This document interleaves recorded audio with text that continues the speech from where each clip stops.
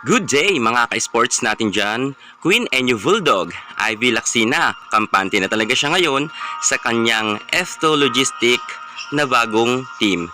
Kita natin na masaya na ang ating Enyo Bulldog Queen na si Ivy Lacsina. Ivy Lacsina, nakakapundar na rin di umano ayon sa mga kanyang mga fans. Marami nga mga nagsasabi na si Ivy Lacsina ay meron na daw bagong kotse ngayon. Aalamin natin dahil may rumor nga na sinasabi na ito ay regalo sa kanya ng ating nag-iisang boss Dina Wong. At syempre, alam naman natin na may trabaho na ngayon si Ivy Lacsina, nakakapundar na rin siya pa isa-isa ng kanyang mga gustong mga bilhin.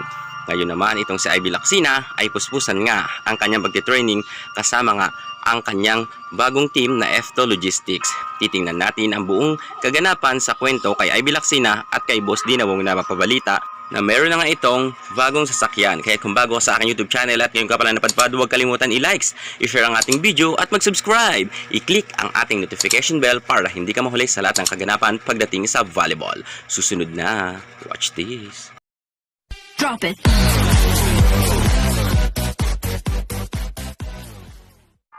Hindi naman lingid sa kaalaman natin na may brand new car itong si Boss Dina Wong. Pero ito ay napapabalita nga sa isang FB page na di umano ay iniregalo daw di umano ito kay Ivy Lacsina. Ayon po yan sa mga marites. Pero mga ka-sports natin dyan, alam naman natin ngayon na mayroon ng trabaho itong si Ivy Lacsina.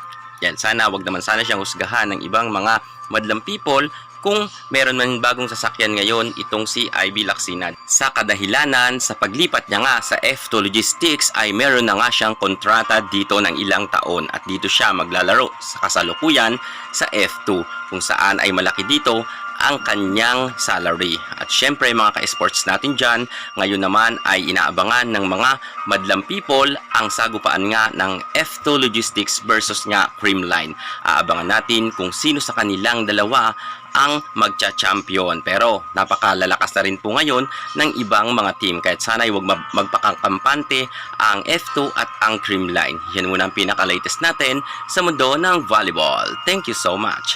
God bless.